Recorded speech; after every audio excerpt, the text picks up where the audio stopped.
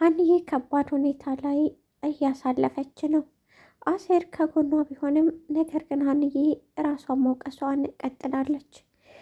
አሴር ታይ ቢላት ምንም ልሰማ አልቻለችም። ኤላን ያሳበርኩት እኔ ነኝ፣ ይሄም ቅጣት ይገባኛል በማለት ራሷን መውቀስ ቀጠለች።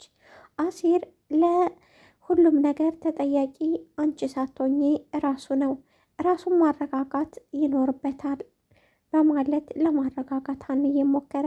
ሀንዬ ግን በጭራሽ በማለት ራሷን ወቀሳ ውስጥ አስገባች። አቶ ኖላዊ አዲሷ ባለቤቱ አሁን ላይ ልጅ መውለድ እንፈልጋለን፣ እንደምታውቂው አባትሽ ትልቅ ሰው ናቸው፣ ያን ያህል ወጣት የሚባሉ እድሜ ውስጥ እንዳላደሉ በደንብ ታውቂያለሽ በማለት ሀንዬን አናገረቻት። ሀንዬም አረ ምን ሆነሽ ነው? የኔ አባትማ ወጣት ነው በማለት መለሰችላት። እሱስ ልክ ነሽ፣ ነገር ግን ሁላችንም ቢሆን ወጣት ሁነን አንኖርም ዘላለም። ስለዚህ የራሳችን ልጆች እንዲኖሩኝ እፈልጋለሁ በማለት ሀንዬን ነገረቻት። ሀና በጣም ተለዋወጠች። ፊቷ ልክ የሆነ ነገር አደገኛ ነገር እንዳየ ፊቷ ተለዋወጠ። ሁኔታዋ ግራ ቢያጋባትም ባለቤቱ የአባቷ ባለቤት ግራ ቢያጋባትም መጠየቅን አልፈለገችም። ኤልያስ የሚወዳትንና የሚያፈቅራትን ሀንዬን እንኳ ማወቅ አልቻለም። አሁን ላይ ከባድ ሁኔታ ላይ ከመሆኑ የተነሳ ብቻውን እያወራ ማንም እንዲጠጋውና ከጎኑ እንዲሆን የማይፈልገው ኤላ ከቀን ወደ ቀን ህመሙ ጨምሯል። ሆኖም ግን ይህን እንደፈለገች ለመሳቅና እንደፈለገች ለመሆን ያልታደለችው ሀንዬ አሁንም ቢሆን ከተጠያቂነት አድንም ብላ ራሷን እየወቀሰች ነው። ተምቹ መምረጥ ተስኖታል። በሌላ በኩል እርግብ የልቡ ንግስት ናት። በሌላ በኩል ደግሞ ድንብላል ችግሩንም ማንነቱንም ሁሉንም ነገር የተቀበለችው ሴት ናት። ይሄ ሁላ ሆኖ ነገር ግን አሁን ማሰብ የሚፈልገው ስለ ድንብላል ቢሆንም ስለ እርግብ ግን ከማሰብ ወደኋላ አላለም። አሁን ላይ ተምቹ ድንብላልን እንዳይመርጥ ልቡ ሁል ጊዜ የሚናፍቃትና የሚወዳት ደግሞ አሁን ላይ እስር ቤት ናት። በሁሉም ግራ ገብቶታል። አሲር አሁን መምረጥ አለብህ ብሎ ሊያናግራት ድንብላልን በሄደበት ቅጽበት ነበር ከፊቴ አሲር ሊያረጋጋትን ቢሞክር፣ ነገር ግን ሀንዬ ዝም በል ምንም ነገር ልትናገር አይቻልም፣ ምክንያቱም እኔ ከተጠያቂነት የምድንበት አንድ መንገድ ያምጣልኝ፣ ያሳበርኩት እኔ ነኝ የተውኩት፣ በችግሬና በሀዘኔ በደስታዬና በሁሉ ነገር ከጎኔ የሆነ ሰው ርቄ ያሳመምኩት እኔ ነኝ። የህመሙ ምክንያት እኔ ሆኜ አሁን ላይ እንዴት ነው ተረጋግቼ የምኖረው?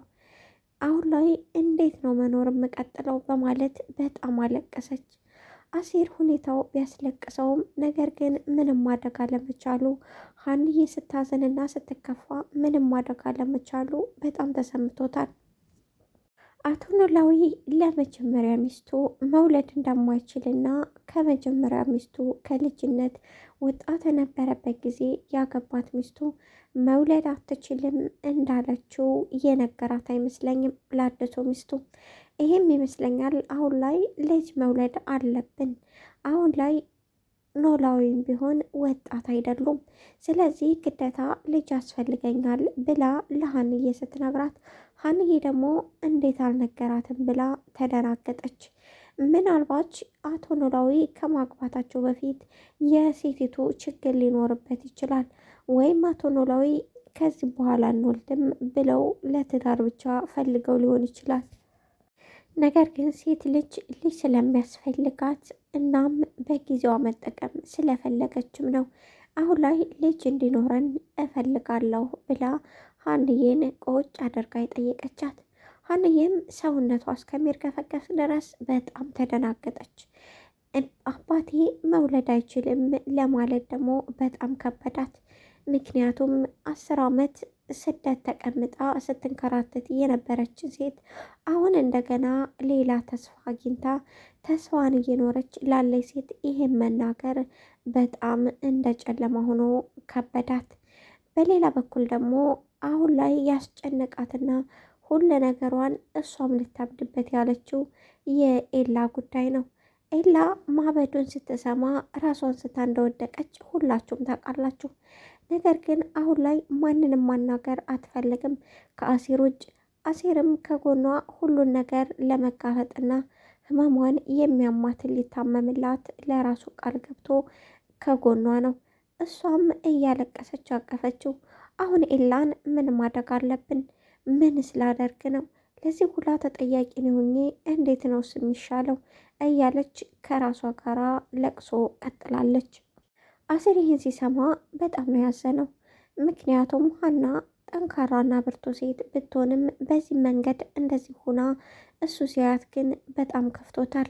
የሚያፈቅራትና የሚወዳት ስቃ እንደማየትና ደስተኛ ሆና እንጂ ተከፍተና አዝና ማየት በፍጹም አይመኝም። ይሄ የሁሌ ዱዓውና ጸሎቱ ስለሆነ ነው። ሀና አሁን ላይ የኤላ ጉዳይ ብቻ ሳይሆን በሌላ በኩል ደግሞ አባቷ ሚስቱ አዲስ አገባት ልጅ መውለድ አለብን በማለት ጥያቄውን ያቀረበችላት ለምን እንደሆነ ግራ ገብቷታል። ቢሆንም አሁን ተምቹ ኤላን ራስን የምትጎዳው አንተ ነህ፣ ያንተን ህይወት የሚኖርልህ ማንም የለም። ራስን ከመጉዳት በፊት ራስን ልትቆጣጠርና ወደ ራስን ልትመለስ ግድ ይልሃል። ምክንያቱም ህይወት አሁን ላይ እንደምታስባትና እንደምታልማት አይደለችም። ማናችንም አስበን አቅደን እየኖርንባት ዓለም የለችም። ለዛም ስለሆነ ራስን መምሰል አለብህ ብሎ ከዚህ በፊት ምክር ቢጤ ጣል አድርጎበት ነበር። እሱ ግን አይሰማም። ኤላ በሀንዬ ጉዳይ ተስፋ ቆርጦ በፊት አይምሮውን የነካው ነገር መልሶ እንደገና እንዳሳማው ፈቃድ ፈቅዶለታል። ምክንያቱም ህመሙ እንደሚያመው በተደጋጋሚ የገዛ ወንድሙ ነግሮታል። እሱ ግን ህመሙን ከማስታመም ይልቅ ስለ ሀንዬና ሀንዬ ብቻ ነው የሚያስበው። ሀና የኔ ካልሆነች የፈለግኩትን ማድረግ መብት አለኝ፣ ሌላውንም ሰው መግደል እችላለሁ ብሎ ያምናል። ምክንያቱም ፍቅር አውሮታል።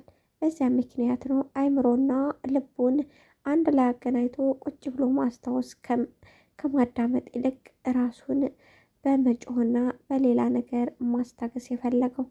አሁን ላይ ህመሙ እየጠና ከመሆኑ የተነሳ ወደ ጸበል እንዲሄድ ተገዷል።